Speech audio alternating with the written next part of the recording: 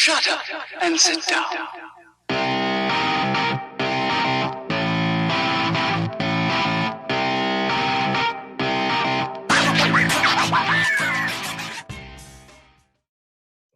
Hey everyone, welcome to episode 149.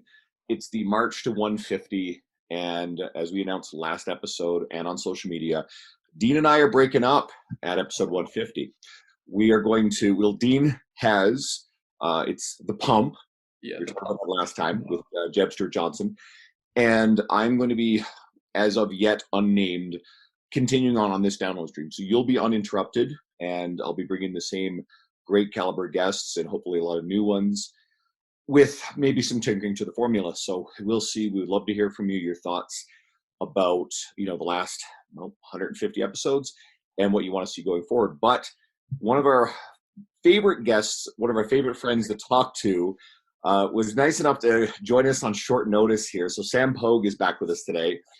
And we're going to catch up with Sam and his adventures in the industry. And Sam is someone who, instead of hunkering down as a personal trainer for 10, 15 years in his own personal brand, he's actually worked in a number of different entities with to profound success. And we're also going to talk a little about where the future is going to take him. And as anyone who's listened to Sam before, he's one of the most connected and well-liked people in the industry. So welcome back, brother. Hey, always a pleasure to be here. It was super pumped to let you guys know what's happening, whether the conversation was on the air or not. Like I really just enjoy yucking it up with you guys. I was like, man, I want to connect with them and just grow out. I feel like you're really happy for you were introduced as the last second, which to me last second means like dumpster. It's like we couldn't get anyone better than Sam. Oh, damn it. Well, actually, I mean, the best part about coming in at the end is there's no expectations, and if you're good, holy shit, you were great. Right? Get this. Andrew doesn't even do intros anymore. He's just like, yeah, fuck it. We only got 3 episodes. I was procrastinating, and we were keeping a secret who we were going to get because we hadn't had anybody lined up. So we've got the last guest lined up, and people will keep thinking, "Oh, you're gonna have Dean Somerset," and actually, Dean's just been super busy and kind of coming out the other side of this COVID thing, and he actually wrote an article where, based on his wife's biometric data from all her cycling, Dean figures very strongly that him and his wife did in fact have COVID when he came back from Europe at the start of all this stuff. So he's been a little too busy. I'll figure out getting him on the new incarnation at some point, but we're leaving him. we got a surprise for the next one. And I was looking at it, and I had a few names in mind, and I know we didn't have you on too long ago because we had you right in the middle of all the COVID stuff. But that was good for a rant or two. Love it. Yeah, I think you still have the big record one. for the longest rant I think ever. I can't remember. It was you woke up, you're blacked out, and you stopped in the middle. You're I don't even remember what I was going on. I'm I don't know. It's good though.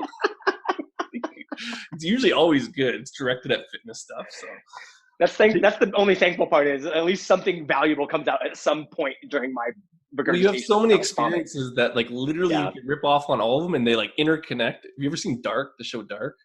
No. Anyways, long story, there's a bunch of timelines, but you have all these memories and stuff, and they just build to something, and we're I like what he said.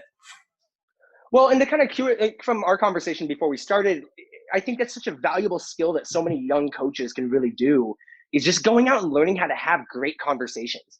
And honestly, and you guys can probably attest to this, one of the best skills you can possibly develop is learning how to go out. And I'm going to use the word woo, not because in a sexual way, but it actually stands for win other people over is what woo stands for. But to woo them to how cool was it to have John Berardi on? Yeah. Right? You're holy shit. You guys have built up enough of a reputation to go from what you guys have done in your life to oh shit, not many people have done what Berardi's done. Right? And to that he's oh yeah, totally. I know it's a great spot. That's huge honors. I know with me with Fitness Break Room, it's so honoring to get people to want to help you out. And who when you ask yeah, of course, anything for you. How can I help you? And even if you don't need anything, that's such a powerful thing. But you guys do such a good job of it. And just going up and connecting and not asking for anything other than I want to put you in a spot to look good. Andrew, your social media is primarily shouting other people out. Right? I believe it. You literally just said, I'm trying to remember the exact quote. Fuck it. I'm going to pull this up because it won't take me very long. But it was about sharing. And it said, I said, share without keeping score. And I believe that's really important. How many people are going about their social media, Instagram, counting favors, making sure it's tit for tat? That's not how you do it. And so And they think it's going to happen immediately. I think like even if you talk about all these things, it's like if I do this, I'm going to get this, and not to say like I'm more calculated that it's the long game, but it kind of is. It's like if you expect something, it's not going to happen right away. Fuck that. Oh, you cut out. This part is the really important part. Sorry, say that again. Must be my signal. You're good. Say that again. You got to pedal faster. Okay. So this part is the really important part. If you make a habit of giving across everything you do with your social media, and Sam's right, every guest we put on here, we're trying to make them look great, like make people look great. You don't keep individual score. And quite frankly, chances are you will give collectively more than you get back. And there are going to be some people that can never give back to you of much value to you. So you do it because it feels good. But the collective things that come back to you will add up to be incredibly substantial. For example, I now write for True Coach blog. Why? Because you and I are friends, right? You made that happen for me, which I think is really cool. I write for T Nation. I write for my website. Neither of those things is really the career stuff that I enjoy writing. He's actually lying. He's super calculated. He's like, before we got on the podcast, he's like, we need to get editors from these publications, and I'm going to go snake them later. Never happened. It's a funny story that didn't actually happen. We had people on like you or like, what's his name's wife anyways from T Nation, but they were like reaching out to Andrew afterwards, and he's like, dude, they asked me to write for me. Can you believe it? I'm like, no, we had them all on. Like, of course they did. Idiot. Yeah, Danny, that's how it happened. Got talking to Danny on it was Danny. Yeah, but Danny's sugar. And she was like scared. She's like, I didn't know if I should ask you or not. And you're like, oh my God, yeah, all right. You get this sort of shit happen all the time. It's like you mentioned John Berardi, and here's how that happened. So I wake up to a DM in my on my Instagram one day, and it's Jason Crow, who's this basically what you were for on it, the director of relationships. He is for PN, right? So, and he introduces himself. He's like, hey, I represent Precision Nutrition. We're the biggest nutrition coaching company in the world, and we're the biggest certification company in the world. And I'm like, motherfucker, I know who you are. I have a level 1. He was like, can we get John Berardi first off? He's like, fuck no. You got to go through all the bosses first. Yeah, we went through all the mini bosses to get the final boss. So he asked if we would put some of their people on the podcast, because our podcast scored very, very highly amongst their user base. So and so I love Krista Scott Dixon, I love Brian Pierre, and I love Berardi. And meanwhile, he had a couple other people, Craig Weller and Adam Fite, who he was hoping we'd feature. So those two guys love Adam. Everyone loves Adam. What the fuck? Yeah. Like so many people message me like, Adam's the best. I'm like, I didn't even know who Adam was. And they're like, he's just such a nice guy. Like you're like, he's the person you expect yourself to be, but no, you never can be. You're like, God damn it! Like you're so nice. Fuck. He's like, I get up, I do my workout, I go work hard, come back home, like play with my kids. I'm like, what? Like he's like, and I'm getting my PhD right now. It's like, I'm just so busy, but I got time for this podcast. Like, oh my God, why are you doing this podcast right now? They were great. They loved it. We had fun, made them fun graphics. And so they all went back to Berardi. And I had told Jason, Berardi was someone who aspirationally, he's like who we would love to talk to. And I know with John, if anybody's familiar with him, he has this checklist of things that any request of his time has to meet these criteria. And it has to benefit him and PN in some way. And it has to not take away from his family. And there's a few others. But he got such good feedback that he said, okay, I'll go do this podcast. He doesn't do a lot of them. And he was unbelievable. So I didn't set out with any of this stuff with the goal of, I want to calculate how I can get John Berardi in this podcast. We just continuously try to make a lot of really great people look good. A lot of the bigger names in the industry are nice.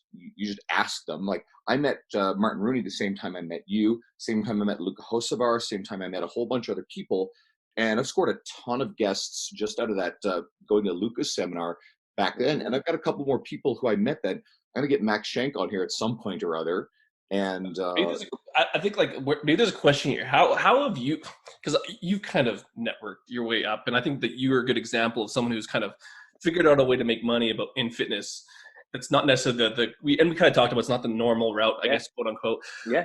How did you approach that? Like, was there a system to it? And I know that sounds really bad, but like, did you approach networking with like a goal? Or like, is there any pieces of information you could kind of impart on younger trainers coming up? Because I do think it's an important piece, and you have to think about it. Because I know it's like, I don't want to think about it, but there is some point of reciprocal altruism that you need to kind of tend to. It's interesting getting to True Coach and writing more of this kind of content and trying to be more introspective around doing it, because while I'm not the LeBron of relationships by any means, I'm pretty good. I know I'm good. I know it's a very strong skill for me to have. But it also means that I wasn't consciously aware that what I did to be good at it. Yeah. Because the things I do are just natural things I do, right? Like it's of all the people I can reach out to have a chat because I'm also an external validator. I want to hear it out loud, me talking. Like you guys are guys that I want to do it with, right? Even though we don't have long relationship, I really enjoy our chats, and it's gonna be fun to fucking yuck it up for a second because we have things in common. And my one of my childhood best friends, his brother was the national DECA president. DECA is a club in high school in the States that is for business and marketing. And it's for like business competitions and elevator pitch competitions and just kids who are, going down the business track, but in high school. And so I was big into it in high school, and he got to take a year off of school after high school to be the national president instead of going to his freshman year of college. And we were just really close. And he just looked at me one day and he was like, hey man, it really comes down to just remembering one thing about every single person you meet. Even if you don't remember their name, it gives you something to talk about. Because when you're standing at the booth of Onnit at like all the conferences, and you've been to 5 in 1 month, like, I'm sorry, you might see me, but like you're the 700th person I've seen this hour. But like, if I can remember something about our interaction, that the next time when you come up to me, like, oh bro, how was your fishing trip? Even though I'm like blanking on your name, waiting for someone else to come like say your name, right? Mm-hmm. Is like, oh, but at least how much different does that make you feel? Right? The fact that I remembered something about what you did, right? Especially when you start building up a reputation around like, oh, you have a lot of people in your life. So you reaching out to me means something, right? But I didn't have to do it systematically as a young person. But it's something I've always just followed up with, right? I just like, how you doing, man? What's going on? Because here's the thing, like, let's say Dean and you and I are working a deal, and it's right now, it's July, and I think that there's going to be an opportunity for us to do business in December. Well, instead of me hitting you up in December being like, hey bro, like let's do some business, it's like I'm gonna be like, oh, all right, I'm gonna hit you up in like July, right? What's up, hey man, how you doing? Let's catch up. What are you working on that I might be able to help you with? Then it turns into like, let's interact, right? Let me give you some reasons for us to continue to like have something to talk about, right? And then by the time we get to it, because when you're a biz dev guy, like I was a business development person, right? People know, like when you're that person on it, people essentially know that you have an element, you're trying to get some business done in some capacity, right? If you already know that going in, you don't want to be sold. That's why trainers have such a hard time getting in it, because it's like they go in so afraid of the sale that they're not confident, and they never end up pitching what they can actually do to help, right? If you tell someone you're a personal trainer, like automatically that person probably goes like, oh, they're probably going to try to sell me, right? Did you make the experience feel like, oh fuck, there was not even like, I want to support them, I don't even care, right? Like it was that good. And because sure, we may never do business ever, the three of us, but that doesn't mean that I won't meet someone because of our relationships together, and all of a sudden it becomes a huge deal, right? So the big thing becomes, and I get it, like guys, mind you, when I showed up to Austin, Texas in 2014, I moved there with the intent of getting out of the fitness industry entirely. I just became a member on it because I wanted to work out at a cool gym where Joe DeFranco was. Yeah. It just turned into me being that first member and John Wolf and I talking, that it became the opportunity for me to come on board and work. But I didn't come in there knowing DeFranco's and Dre Spinas and Mike Fitch's and Smitty's. It was because the two teammates on my team at Onnit had kids. So when we were hosting all this education and people wanting to come into Onnit from the fitness side of the table, I can go pick you up from the airport. I'll hang out with you all weekend. I didn't have to, right? Yeah. But like, if I had the choice between going and hanging out with Dr. Mark Chang for the weekend and having dinner and yucking it up with him, or going and broing out in 6th Street with someone else, right? Well, like, sure, I'm gonna do the exact same thing, but I get to do it with someone I'm gonna really learn a shitload from. Well, it has to be a little bit of luck, right? Like, the only reason why I could get all the conversations I could is because I was Sam on it, right? It had to turn into a conversation where it became no longer Sam on it, that on it comes with Sam. And it needed to be something like, what did I have of value that I could give to an Eric Cressy to where I can earn his time? You guys, it took you, what episode number was it already? 146? Yes, it was like a while. Yeah, yeah, I don't know. Somewhere in there. Well, Okay. almost at the end. It was. So how many hours a week does one episode of a podcast take per roughly 3 hours ish of time? Let's say three. Three's Okay. good. So let's say you did 100 episodes, right? That's a lot of hours just to get the time to get enough of a following to earn that where I have something of value to offer John Berardi for his time. And if you don't have something, well, then it better be you came in with such a great attitude that you're like, holy shit, like, how do I not want to share with you? Because you're just fired up. Like, if I am, like, for me as a coach who loves working with baseball players, and if I was really trying to, like, really delve into that, and I was like, oh, Eric Cressy's the guy, well, I'm going to do everything I freaking can to earn as much time with him as I can. Well, if I'm a brand new trainer that doesn't have any experience, I don't have any credibility, I don't have anything, tell you what, I can mop floors. I can organize papers, right? If you guys know Raj Law, he's a coach out of Mark. He's just right before you. He's the last one. Oh my God, Raj is one of my favorite people. And everybody right? loved Raj. Did you hear how he got the Cressy internship? Yeah, he's like basically just like, I'll just apply because I like these guys at this seminar. He drove from Detroit to Boston. Like, Pete was like, how do you not give an internship to a kid that drives from Detroit to Boston to hand you a resume? Literally didn't even know who they were. That's the best part. Yeah, like, I don't know. He was at the YMCA. He's like, I've heard of this guy. Eric Cressy. And so, but it's that, right? Like, I knew, like, as soon as I got on it, like, it was like, oh, is this an opportunity for me to get into baseball, right? Like, I love baseball. It was my thing. So it started off with, I met Marlon Byrd at a kettlebell competition, who was a Major League Baseball player. And we didn't really have a big relationship, but we met. And it was, the first big one was Rachel Balkovec. And I saw an article of her online that was like, I'm 5'9", I'm 60 pounds, I'm a size 12, and I'm not overweight. And I'm like, because her handle back then was Damsel in the Dugout. And I'm like, oh, this woman is a strength coach in Major League Baseball? The only one? Holy shit. Send her an email just through her link. Hey, Rachel, I just think what you're doing is incredibly awesome. I found you through this article. I would love to get to know you. Okay, cool. Right? All of a sudden, it turns into like, here's an in. And then all of a sudden, like, now I have a connection to a few strength coaches, because here's the game I play when it comes to networking. And you guys have seen me in these kind of environments, is if I meet you, my goal is to find the common person as quick as possible.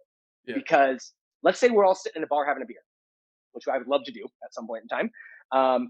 And someone walks in the door and you're like, oh, what a douche. Like, you're just like, you can't even fathom, you don't understand, but you're like, ugh, I want to punch you in the wiener, right? Like, it's just not good.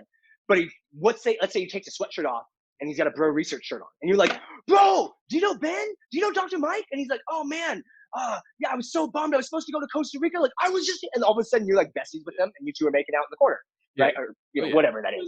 And it's like, but you just went from hating this person's guts to thinking they're like your best friend. Why? Because you have something in common. Yeah. Well, when you first meet someone brand new, you don't know what you have in common yet, unless there's like a forced thing, like you're both at a skateboarding thing. Like, oh, you skate? Cool. But like when it's something at a networking event, right? Now we get to play the lineage game, which is so important, because if you are a young strength coach and we're going to use Cressy because it's easy, and you're an Eric Cressy intern, and you're looking over there, and I forget his name, but the Las Vegas Knights strength coach, and you're a big hockey fan, well, the sure as fuck if I'm not going to open up with, hey man, I'm an intern at Cressy's because you were an intern at Cressy's. Let's just knock down that barrier out of the gate that says we have something in common, right? So the game with networking always came from, what do I have of value to offer? And how can I connect the dots as quick as possible for us to make sure that we have that thing in common? And from there, like, I need to really listen to you to understand, like, what do you have going on in your life that is, I might be able to help with? And for me, because I've always kind of had this personality, was like, oh, you know who you should talk to is like, you should talk to Dr. Mike T. Nelson, because he does this, this, and this. Like, you haven't heard of him? How have you not heard of him? Right? And you just link people together, because now the game becomes 10 years of doing it. Like, how'd you guys meet? Sam Pogue. How'd you guys meet? Sam Pogue. How'd you guys meet? Sam Pogue. Oh shit. Like, I want to be an interview question for Mike Robertson when he interviews someone, like, oh, so how do you know Sam? Like, oh shit, how'd you know? I don't, I just assume you do. Well, right? Like, well, that's the game. No one, like, everyone's, not everyone, but like as a young trainer, I can even kind of recognize this, but they'll lead with what they know. It's like, you know what I mean? It's like, well, I learned about this theory, and they almost like wall themselves off from that networking opportunity, because we could just assume we all like fitness if you're at a fitness networking event or stuff. Like, it's like you said, like, you need to play the lineage game, which is like, are you a real person and not a robot of fitness? Because that's usually the thing that's going to matter the most barring that you know your shit. You know what I mean? Totally. Which gets lost a lot of the times because that's the beer conversation. Because if we just went for a beer conversation with Cressy and I asked him about shoulder fucking stability, he'd be like, okay, bud. Like, I'm the shoulder dude. Like, I don't want to talk about shoulders. Like, fuck shoulders. Totally. Well, and like he does a really, like Eric does a great job giving back to the community. Yeah. And he always does a question thing, and I'm like, the amount of times that the question is like the same question every single day, I'm like, you clearly follow this guy. Like, how have you not seen the like return to play for UCL? Like, yeah, he's got 77 blogs on that topic. Like, go through and read all 77, and then come to him and ask a dope question. And he's like, oh shit, yeah, I would love to talk with you about that more. And it becomes like a very different conversation. Like for me, I recognize so much that I was able to get so many conversations because I was Sam at On It. When On It was growing at Rogan's peak, like who wasn't going to have a conversation with me if I reached out? Like, yeah, why would I not get on that wagon? Right? If this kid's reaching out and he likes me, come on over, right? Like, let's do it. So that's great. But like outside of that turns into, well, let's say I don't have anything I can work on with you. I still think you're a valuable person. We might get to do something later. So how do I make sure that I install something that is valuable to where now it turns into like, okay, then I left for True Coach, to where it's like, okay, my resources changed. I don't have the same resources, but now I have different resources to help new people, right? It's like all of a sudden it's, I really was bummed I didn't get to go to Luca's event this last year.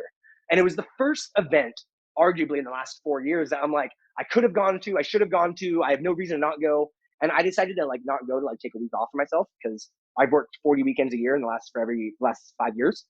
And for the record, like when it comes to like doing all this, like sure, I had a dope, sexy job with On It. Like I think a lot of people recognize that.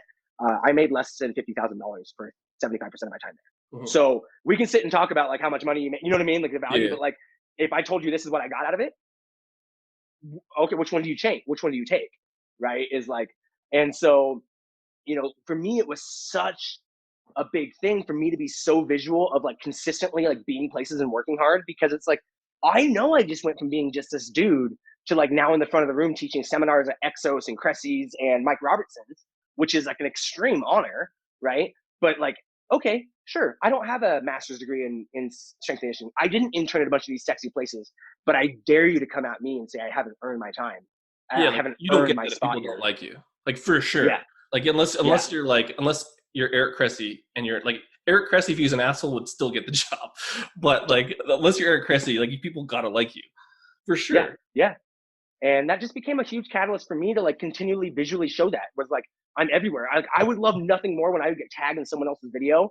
But like, is that Sam Pogue in the background? Fuck, wasn't he just in this city? Yeah, right. Because it was like, sure, I took 4 years of my life On It and worked every single possible opportunity.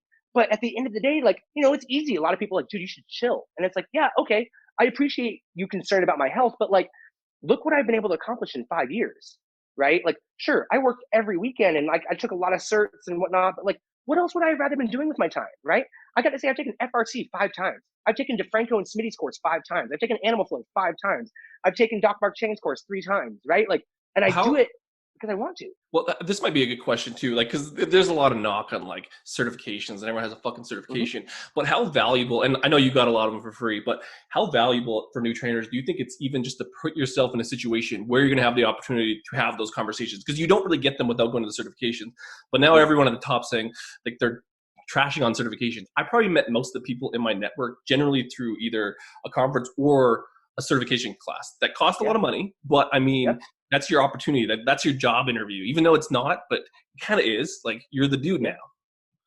It's like going and getting an MBA from a Ivy League school. Sure, I'm not saying you would get a shitty education from going to Harvard, but you go to Harvard and get your MBA because the network that comes with all the other people that have Harvard MBAs. You're like, oh, I get to go call that dude and that dude and that dude and that dude, right? Is like, oh, it like, sure, it also gives you a lens of perspective. Because here's the thing, while I'm all about research and I'm all about getting research-based and evidence-based, N=1 is a real thing in our industry.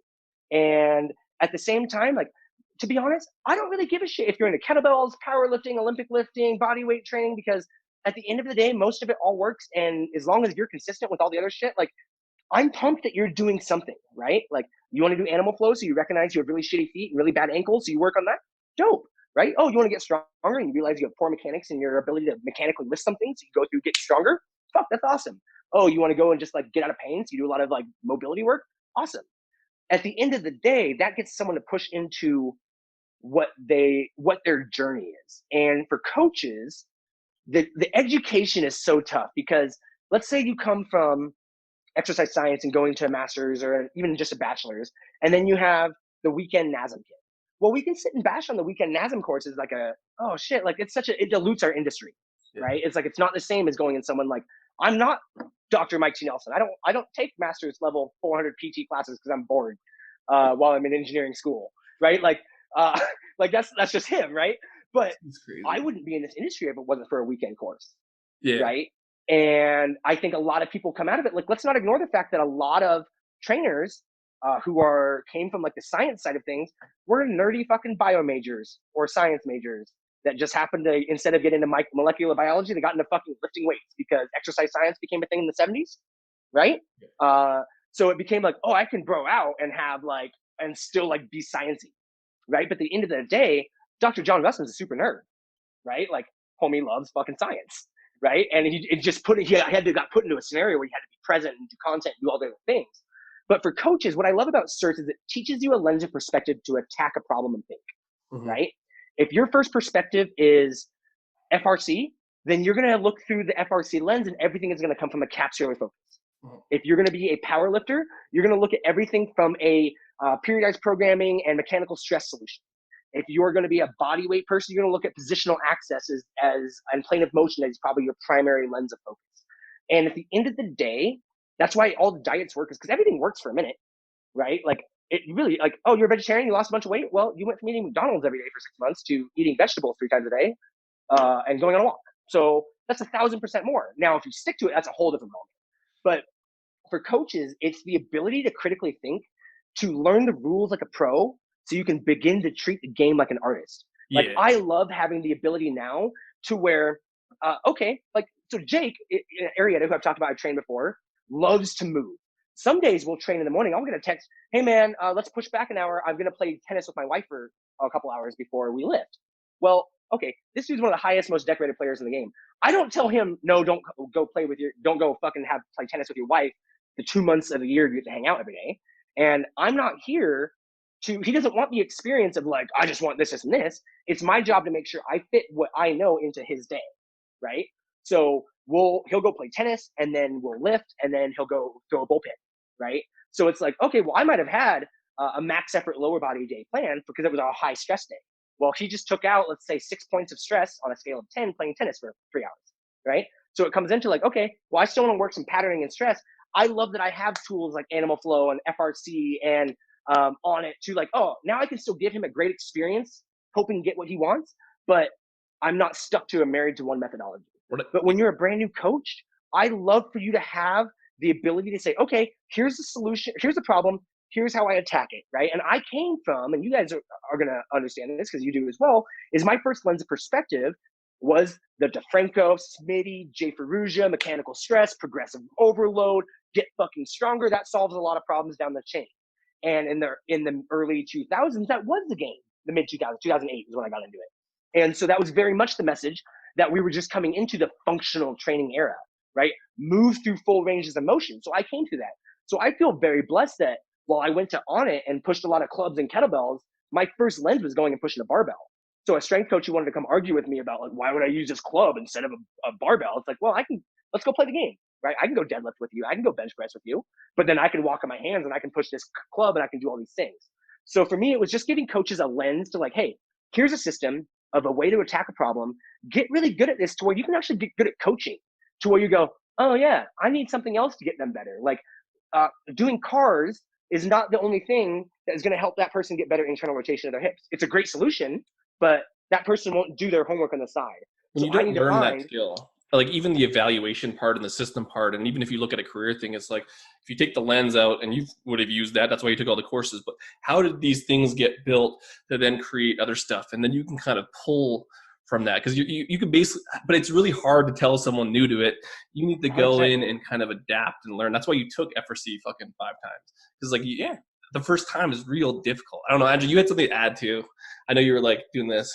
I think it just boils down to this. You've got 2 fundamental ways you can approach certifications. you can either be chasing letters and certifications, which I've seen a Yeah. number of people I think that's recently the big comment. Yeah. negatively comment that way, where you can seek education and knowledge. And so, for example, during the whole COVID thing, I wasn't as busy as normal. So I had more time on my hands, and we are just talking about the PN stuff. So they gifted me a redo of their level 1. I hadn't done it in many years. I already have that credential, but I was like, cool, I'm going to go do this again because I want to refresh on this stuff. At the same time, I went and picked up a bunch of textbooks. I have, I'm currently halfway through Advances in Functional Training, Mike Boyle's, the 3rd edition. Mhm. This thing's unbelievable. And I realized, okay, there's a ton of stuff in here I already know. And I got thinking, I'm like, how the fuck did I learn all this shit from all the things I pieced together that aren't certifications? I've never been a certification chaser, but I will Yeah. go to seminars and what have you. And I realized, well, I've done so much Dean Somerset work because we've always worked for the same company in one form or another, greater umbrella. And like a lot of this stuff, Dean taught this stuff. And I went and got periodization training for sports, MAMPA. So that's some stuff that I really haven't gotten into too heavy. That's really interesting. And then I haven't started yet the 3rd book, Science and Practice of Strength Training, and that's Zatorowski. I think I'm pronouncing it right. Kramer and Fry. So, and I'm excited to get into these books. And there's no credential that comes from any of that stuff or any of the other books that I read. You can't learn, like, my biggest takeaway from a lot of this stuff is like evaluating systems. Like, you can't learn how Dr. Alm teaches DNS stabilization unless you like watch him coach. And like, I don't know, I like to go into those things because you can get the information. You can't see these things up close. And even like Jordan Shallow, we just had him on our other podcast. They were building out pre-scripting. He was asking like, how does PN do things? Because he's like, you've probably taken all this stuff. And like, he hadn't taken all that stuff to see how they did their system. And he's like, okay, good. We're kind of doing it that way. But just even from a business standing point, looking how they structure information and layers content and give out emails and stuff, there's a lot to learn on just the basics of marketing and communication to then put into your business however you decide to do it. Because everyone wants to grow out of fitness at one point, whether it's building online training, building courses, blah, blah, blah, blah, blah. If that's your natural progression, these courses teach you that just by evaluating what the fuck's going on. Yeah. Let's get on that growing, within the. Well, that's why I wanted to transfer it to that, because Sam's good at this shit. Because, you just announced that you have left True Coach. And I wanted to, make sure I really, express how much I appreciate the fact that you linked me up with a training gig with those guys, which is super cool. And I'll keep that up for a while. And we wanted to see what your future course is and some of your thoughts to anybody else about sort of staying in one role for a long time or keeping an open mind about seeing where opportunity takes you. Yeah, it's amazing. I'm a very risk adverse person. For me, like, I like to scare the shit out of myself because it kind of makes me like, oh, okay, I gotta like pay attention for a second. Like, so like my 30th birthday, we went bungee jumping, and my buddies were like, "You're lucky," because I would never have done this if it wasn't for like your 30th birthday kind of thing, right? Like, I love just like the unknown, because the best part about having a network, and I'm so thankful I got to tell my parents this, like I told my dad, that like the best part for me is having parents that raised me with the idea that I can go do whatever I want and that they're here to support me. Like, I didn't have that growing up of like, that's not a real job, you can't do that, right? Like, and like for them now, like I tell them, especially being a 33, almost 34-year-old, to like how powerful that statement has been in my life. And then to go through my life to have such amazing people in the world, like all the, and like what Onnit gave me, right? I will always talk so great about Onnit because of, holy shit, it put me in a front of people I would have never could have imagined in the world, right? Like, I could be in New York 5 times a year to where I get to hang out with people 5 times a year, right? Not for just because I'm around. And then you end up seeing like, Fisher 3 or 4 more times at other events. Like, oh, now I get to have physical relationships with you in a way that like a lot of other people could never have done. Yeah. Well, for me, it's just been like a why not? Because I look at everything like what it would take to really sleep on the floor or have to sleep on the street is like, holy fuck, it would take a lot, right? Like, for me to like be entirely homeless and no options, like I would have to really fuck off, like, and piss a lot of people off, right? Like, because that's a lot of couches I can't sleep on. But to be honest, like, it's such an empowering thing for me to know that I have so many people supporting me that want nothing but like, because for so long it's been me like, how can I use my resources to help you? To where like, man, by the time I know people offer all the time, how can I help you? And it's like, by the time I ask you, you're not going to say no, one, and it's going to be over something I actually need. Yeah. Right. So for me, I've always looked at opportunity as, or jobs as, what is the big picture that I'm really learning? Because at the end of the day, we are all on a journey to find happiness and fulfillment in whatever we do. And some people find that through fitness. Some people find that through parenthood. Some people find that through their hobbies. Some people find that through their work or who they embody as a person. But at the end of the day, we all just want to be happy. Well, I know you guys are in Canada, but the American dream for a long time was to have a white picket fence and a golden retriever and live that life, right? Well, our parents, and generationally, I would say your parents probably brought you up with that same mindset. But the message our generation received in mass, not necessarily for every kid, was you can go do whatever you want. Go get a college education. That allows you to do anything, because that meant security to our parents. That meant like the next steps. My parents didn't go to college, right? They think getting college like teaches you everything. Whereas like you see that so much now to like look at the companies that are being built. You're like, oh, that's a thing? Yeah, okay, right? Like what? Like when people like trying to explain Facebook to your parents in 2008 or 4, what's it? It's on. It's the internet, what? Right? And it's like, oh, but to look where that attitude took us, right? That fuck you attitude, we can do it. Like I want to build that because I can. Like you see some of these apps, some of these technology solutions, some of these games. I mean, I don't know if you guys are video gamers, but like, look where video games are, for God's sake. Like, there's more Twitch followers than most social media people on fitness, right? Man, like that League of motherfucking Legends is the Twitcher biggest televised, like biggest. It's the biggest sports event ever in the world. It's a fucking video game. She plays competitive League of Legends, and then I was training one of my 16-year-old young athletes, one of my football players, and he's explaining to me, various different Twitch people. I guess there's some guy on Twitch who got super jacked. In relatively speaking, he was a skinny Yeah. nothing. What the fuck's his name? He's hilarious too. And I had never heard of this guy, so he gets me to look him up, and I'm like, okay. And he's asking, he's like, is that steroids or is that natural? Apparently, like, I'm not a fan of him. Greg Doucette, who's this, bodybuilder. He's out in Eastern Canada. I'm not going to get. He's coach. Who is it? I think, was it Isertel? Ada's like just destroyed him in some sort of internet debate. Someone. Isertel debated him and like wasn't nice, and it was out of character. Yeah. Anyway, hell with that guy. But so Doucette had some sort of comments. I can't remember if they were pro or con or whatever. And I look at this dude and I'm like, that's pretty naturally attainable. That's not to say it's implausible. He's just bigger than all the League of Legends players. They all thought he was on sauce. And I'm like, I don't even know this fucking world exists now. I mean, I'm a slightly older generation again, being 42.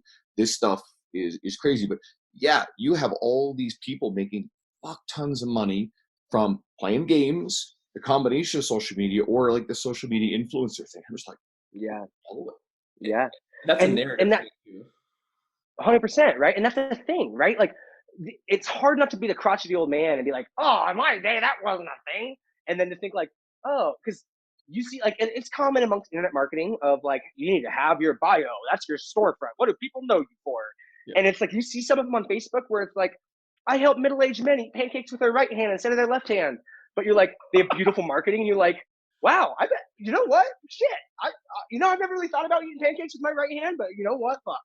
And it's like, we're in the information era. Or in the knowledge era, I'm sorry. We just came out of the information era where we were setting up all the infrastructure of tech. But now the blue collar job, like my dad worked in a paper mill for 33 years doing the same job. That job is at Amazon putting servers in, right? But now, our parents thought that in the year 2000s, we were going to be the Jetsons. Instead of floating cars, we got fucking Twitter, right? And the ability to have a platform out of nowhere to where you literally can just sell your experience and your thoughts, and some people think it's cool. Because the majority of people in the world, speaking in public is the number one fear in the world. So you don't even have to be remotely even good at this to do something, because it's so much further than most people will ever go that they can even, like, they can sit and talk shit, but they won't even put themselves on camera, right? So now it turns into looking at your experiences is a great way to look at what makes you different from every single other motherfucker out there. If you are a a person that struggled with your relationship with food and you want to be in fitness, well, that is an entirely different narrative story that you have that I don't have. Not because I couldn't help someone with that person, but you know what? For you, that person that struggled with an eating disorder for 20 years is probably going to see someone a little bit differently than I will. And I tell you what, you're going to do a kick-ass job helping them because you were that person. And I think people need to do a better job seeing, what do I do well? And I think the inherent skill is understanding and being confident enough to talk about what you do well. What do I bring to the table really well to where it's valuable for us to want to do shit together, right? And that comes from consistency. That comes from timing. It comes from luck. And it comes from some sheer fucking willpower and elbow grease, right? You're going to kind of have to will people to do it. But at the end of the day, your experiences are the thing that no one else has. So for me, I didn't want to be in fitness for the long run. I did at the time in 2014 when I left Portland to get out of the fitness industry. There wasn't, like, CrossFit was around, but I wasn't a CrossFitter, so I wasn't looking at opening a gym. I didn't have a dream of opening a gym. I wasn't trying to go be a strength coach at a university. I wasn't even trying to work with baseball players or go to physical. Like, it was just I liked training people. I was a good coach, but it wasn't the thing I wanted to do. But it turned into like, oh, that's a useful skill to have to step into On It, where we're running an education system for trainers and say, oh, look, I know how to do this game. I know how to talk to you. I know exactly what you're probably not good at because I'm actually really good at that part, right? Like, I made a post on Facebook yesterday, and like my old fitness manager, Rusty Sandusky, who hired me at 24-hour fitness, my first trainer job. He's like, yeah, man, remember how this club manager didn't want to hire you? And like your very first month, you sold $7,000. I was like, yep, I do, right? Because I was like, I just knew the game, right? That's the story, though. Like, I got a job from Rusty, the manager. That sounds like such a cliche. Like, if there was a movie, like, old Rusty. And it's like, I visited today. I was gonna say, I visited today just by fluke. My buddy, who's the first one who pestered me to come work as a personal trainer almost 10 years ago. He's a manager of a different gym, so I dropped in there for a workout. And he's been a friend of mine that entire time, but I didn't know him before. He happened to be just the trainer of an old friend of mine who coincidentally was also there today, but I don't talk to that guy anymore because he has just gone off the deep end for being a really weird fucking dude. So small little shit now that I think about it. But yeah, like, I happen to be talking to today this guy's manager who's the one who actually got me in the game. And it's luck. It's like happened to be that's the gym I walked into and joined and started working out at, and then someone just bugging me off for. That's why I thought we want to tell stories like this, and we've kind of had we've had that narrative, and like why we bring people like you on is because in some form or fashion we see the fitness industry as a career. And Andrew and I were talking just before you got on, is like someone Andrew was interacting with was like, you can make money as a personal trainer. Like, yeah, fuck yeah. But it doesn't have to be just the personal training thing. But luck plays a part of it. But if you don't go to these things, if you don't talk to people, if you don't go out to the bar with your friends, and if you just sit and talk about training all the time in your book with your small circle and your confirmation bias, you don't get those opportunities, which is essentially how you did it. You just lived a life where you did shit. You put yourself, that's cliche information, but like it is 100%. That simple. Yeah. I mean, how often do we ever try something new and we're good at it?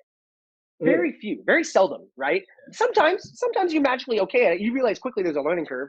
But for a lot, like, I recognized early, like, hey, I'm not going to be good at everything right out of the gate. So I'd rather go in and take a few punches in round 1 and 2, because those punches are way less painful than trying to jump in at round 12, right? Like, that's like you going from like, oh, I've never boxed before, to like, oh, you want to go fight Floyd?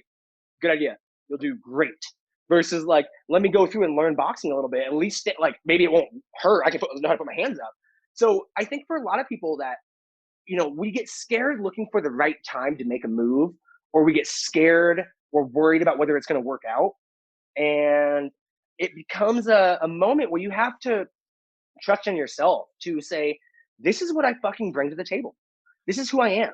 Right. And I say this on my True Coach podcast all the time. Like, if you're a brand new coach, you're year 1 and you're trying to drum up some business, you don't get to say that you've taught at Eric Cressy's. You don't get to say that you've done this and this. But you know what you can say? Tell you what, hey, you know what, Grandma Betty, I am not a 10-year trainer, but you know what? I love this. This is all I spend my time doing. I'm going to help make fitness an experience you've never had before. I may not know all the answers, but I will help learn everything, and I'm going to be there. Well, the funny thing is, you say about taking punches, though, it's exactly how this podcast started. And like, I'll be flat out. Like, we had John Berardi on. We didn't prep at all. But we took all the punches for 150 episodes to the point where that skill is transferable into even personal networking. Like the biggest advantage I've had, and probably Andrew too, is like we can step into a room and we can talk to people because we fucking do it. But our fucking first 10 episodes, I think, suck. But we took we didn't. If I would have had John Berardi then, it would have been the worst. But we took our punches. But that's you don't do it if you don't do it. I'll say something differently. I mean, we've been preparing this entire time, which I think is sort of a paraphrase of that. I've been preparing to talk to John Berardi for, 6-7 years, absorbing some of the stuff. I remember very specific things that he said on other podcasts, and things that I pulled straight out of PN. And the old podcast, shit. I mean, I don't think it was terrible, but I look at our early episodes the way I look at my first year in the fitness industry. I think it was. When I just wrote this True Coach blog, I think I said something to the effect, I would be really if someone didn't look back at their first year of training and be kind of embarrassed, 100%. a little terrified of it. But I look back at it and go, okay, you know what? I was passable. I was definitely on the better end of a year one trainer for someone entering the industry. Where I am right now is night and day. It's not even comparable to where I was there. And I really hope that next year, 2 to 5 years from now, I'm a much, much better trainer than I even am today. That is my eternal goal, to always improve. Sam probably has that same story. Sam was pretty dog shit at networking at all. Well, maybe not, but like what specifically, maybe like what are some of the punches you did take? Because like there has to be something where you're like, man, this was dog shit, and like now you're actually fairly good at it. It was honestly managing expectations for myself. Yeah. Coming out of, I went to a bougie private Catholic college, and I had 3 years of a sports marketing internship where we launched a new logo. We ran a conference tournament that featured the number 1 NBA pick and Adam Morrison right that year. And so like Megan Rapinoe, the women's soccer, like she went to our school, right? So she was a very big role in our university. We won national championships.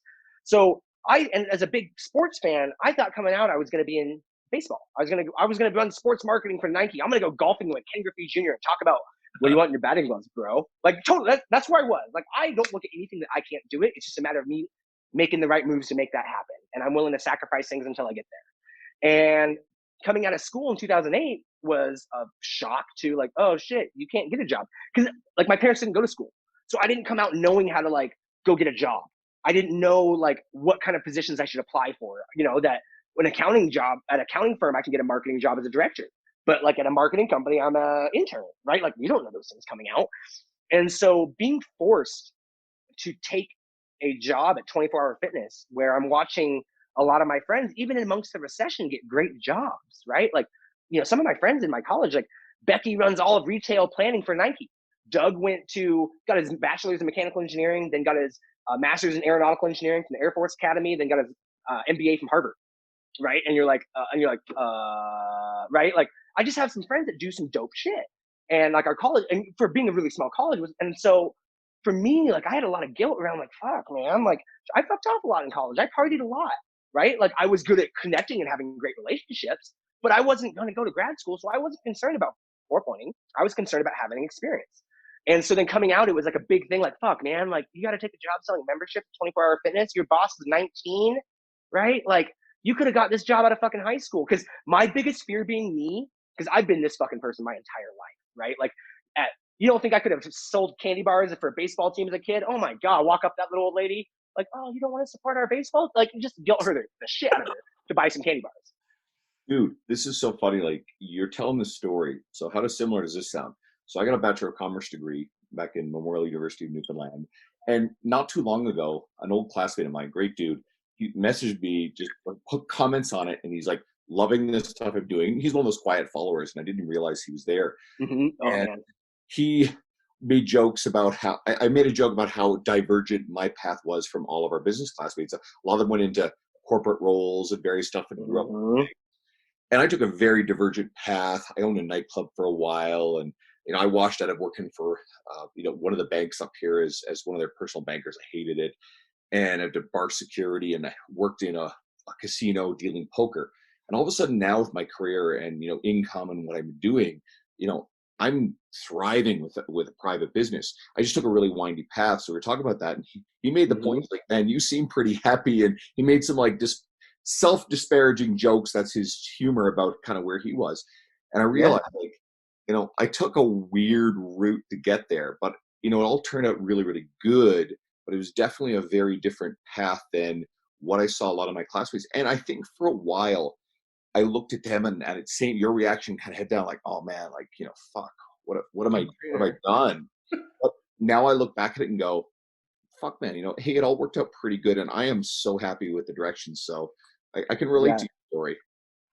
Well, and I think there's a certain level, while I'm a pretty ambitious person, and I'm very much a go-getter, whether that's hustle guilt or that's the ambition to be successful, whatever you want to call it, that it's the willingness to say yes and the willingness to say, you know what, that may not be the thing, but it might teach me something, right? Like training, or at least selling memberships was, while I fucking hated it at first, was like, well, you might as well learn something of value, right? Like, and learning fitness is kind of like learning how to work on your car. It's a pretty useful skill to learn if you can learn some pretty basics in the beginning, where it makes life, to be now in our 30s and 40s, to where you watch your peers who didn't get into fitness, you're like, ooh, man, that was a really great thing to learn where Yeah. we learned it, right?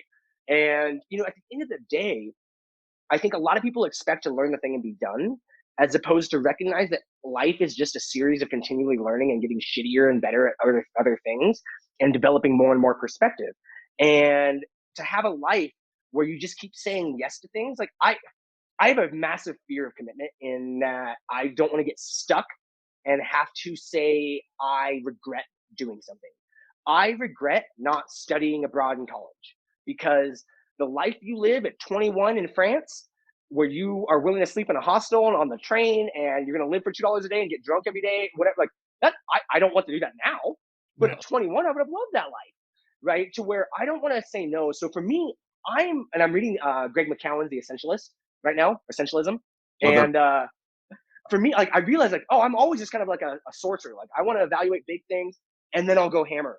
I know I'm not going to be the best writer.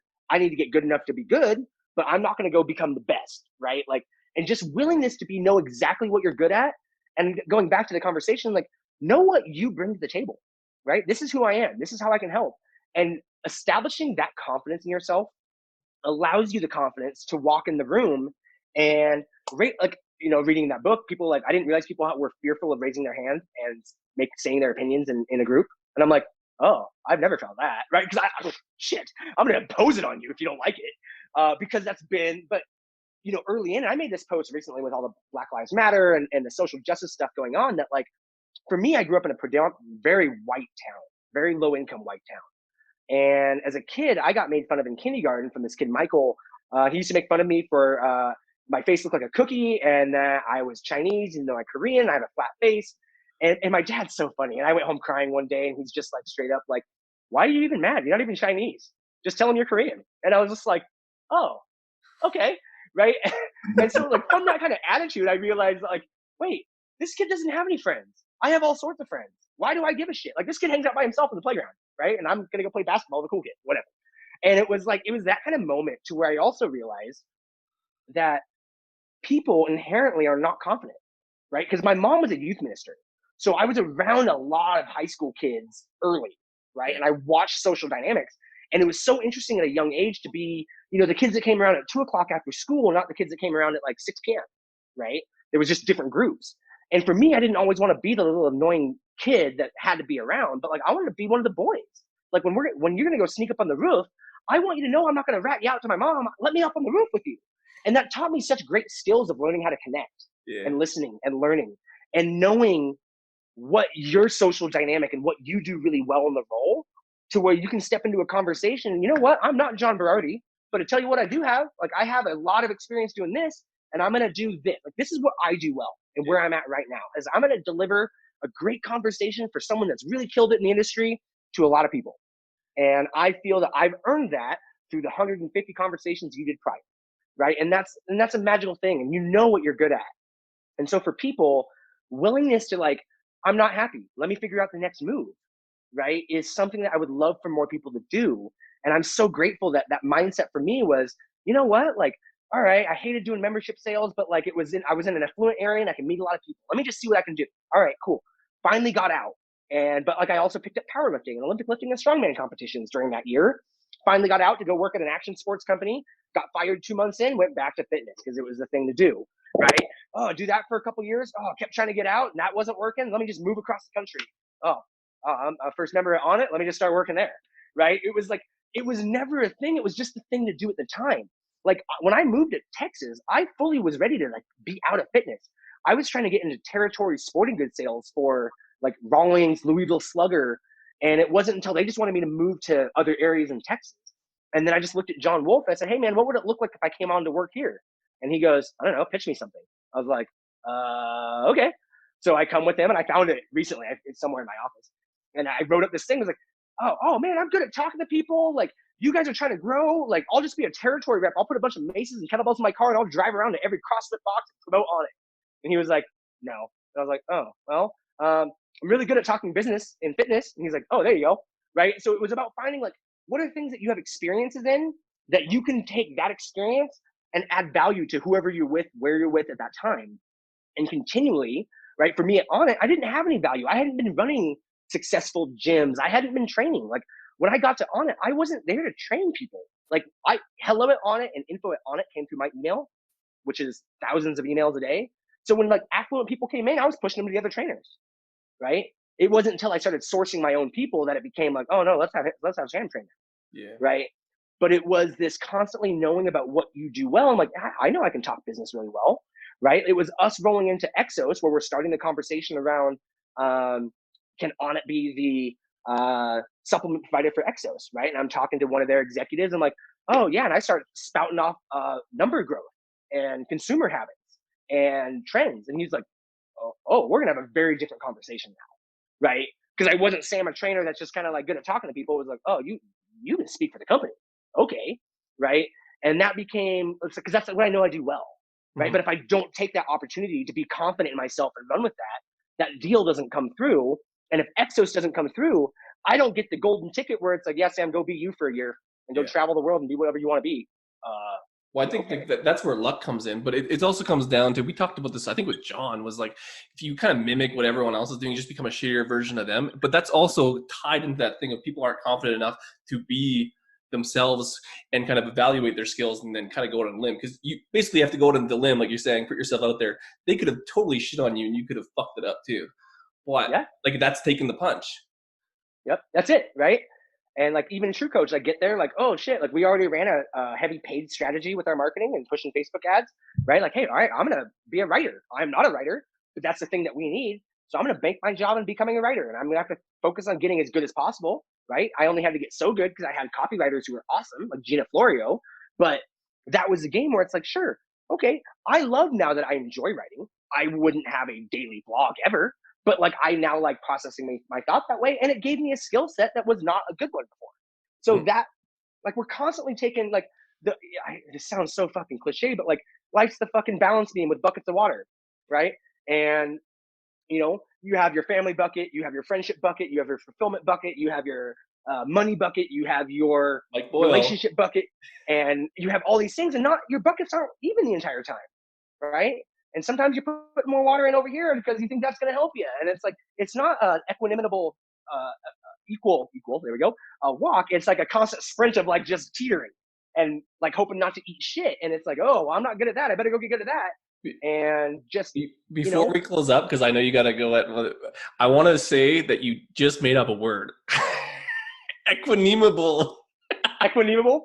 I was like, I like knew exactly what you meant though. I'm like, that's a perfect word. Like that is the word for sure.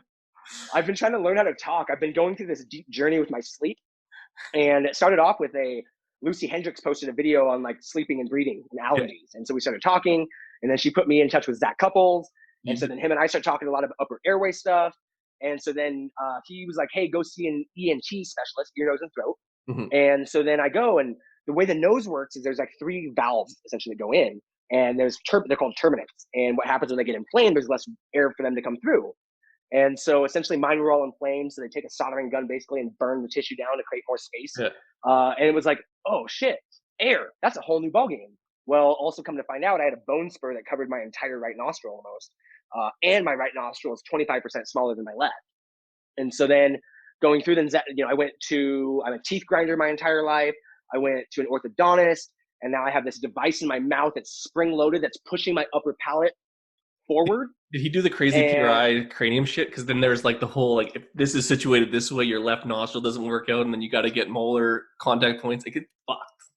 oh, I'm getting 4 molars put in That's a sweet. year to get extra room for my teeth. And because I was born, I'm a 3-month preemie when I was born, and I'm missing 5 adult teeth, Yeah. which is now causing my mouth to be too small for my tongue. Yeah. And so then with all this shit in my mouth, I got Invisalign, I got this fucking bracket with spacers.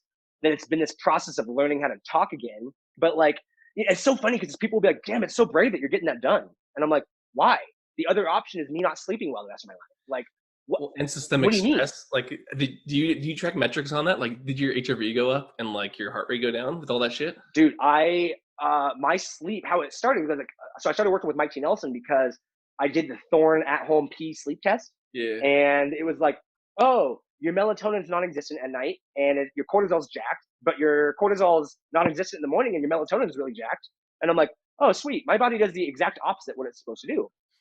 So at first, because Zach and I were talking about upper airway stuff, and I was still going through the surgeries and whatnot. I just had a bone graft put in 2 weeks ago, where they go through and they scrape my gums down to the bone, and then sew bone and skin onto my gum to reinforce it, to strengthen it, to have enough room to push forward. And so, yeah, fucking process. But it's like, to go through it is, for me, it's like, well, I didn't sleep. Like, I get about 5 hours of mediocre sleep every night, most of my life. And I'm like, y'all motherfuckers don't know what it's like for me to sleep 100% every night. Like, You're gonna have more rants. oh my God, I'm getting pissed. I'm like, Okay, I know you got. Okay, where Andrew, you close it up. Yeah, Well, we'll just let people remind people where to find you, and Well, now, like, what's it look like now? yeah. So I'm getting ready to launch some fitness programs online finally. I've been building them for other people. The Be Less Unfit program is coming in September, and it's a 12-week habit-based program to learn how to not make fitness so complicated, but get people to go on a walk, get people to sit quietly for 5 minutes, eat a vegetable, drink some water, understand the basics of stress and how to work out and how to build a program for yourself. I'm going to be launching a new keynote speech and an 8-week course or some sort of length course on overcoming the fear of failure. And it's going to be called Hurry Up and Fail. And then the big thing I'm working on is I'm launching a mindfulness stress type app with the head of applied mental skills with the Chicago Cubs, as well as Seth Gibson, who's a artificial intelligence engineer for guys like Facebook and Intel, as well as Carlos Quentin, who's a 2-time MLB All-Star, Stanford grad. And we're hoping to have a beta up by the end of Q3. Right now, the best place to find me is just sampogue.com or Instagram, spogue86. And just kind of see what's going on. The transition from corporate life and working for someone and being on my own, and it just happened last week. And so it's been a little bit of pulling together some strings, because I, make sure I have some contracting work coming in, doing some fun stuff, doing some things like this. But yeah, this is the first time I've told anybody my plans, and this will be all the things I haven't announced anything, but keeping track on me, and sampogue.com is going to be a place for the epicenter for all my shit coming out, and content and programs, and debating launching some business coaching stuff. I don't know. I'm open to hearing. That's why we wanted to have you on, because it's essentially I don't know. It's kind of cool to see like everyone kind of, oh, Sam does this, Sam did that, blah, blah, blah. But at the end of the day, like, this is actually you now, not on it, not True Coach. It'll be cool to see the evolution of that, I think. Someone with your personality and how much you have to offer in the skill set steps out into your own, and you are your own brand instead of working under another umbrella. So Just don't forget about us. Don't forget about the little guy. Oh, it's going to be, the game is only about building community. Like, it's so funny, like, to look at True Coach. I know I got to wrap up, but like, I talk to the people stepping in. I'm like, hey, look at this.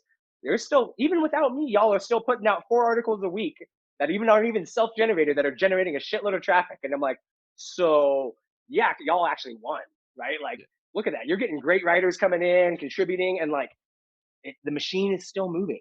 Yeah. So yeah, I'm so excited to and she was like, what do you like? Are they going to stay? I go, yeah, because I want my friends to keep being successful, right? It's not about me taking it away from them, right? Like, how dick would that be? Like, stop writing for them because I don't like them anymore or whatever, right? It's like, no, if that adds value to what you're doing, I hope it continues, right? So that's the game, because here's the thing. If you're to be a good networker, You got to remember people, right?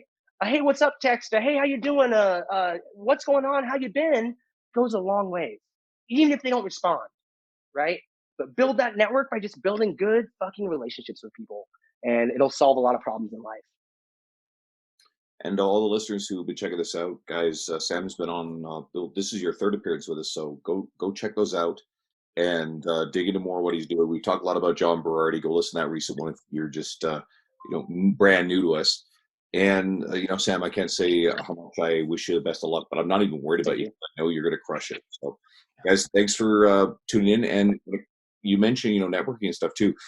If you are a listener and you've never shot me a message personally, I know Dean's gonna be busy with a lot of stuff, but you can shoot me a message. You want to talk and connect, and I want to find out what you're doing with your fitness career and what this podcast has done to help you. So drop into my DMs. I will be checking it out. I will be I'll respond. So guys, thanks so much. And Sam, go enjoy your day. Thanks, guys. Appreciate it. Always a pleasure to chat. Shut up and sit down.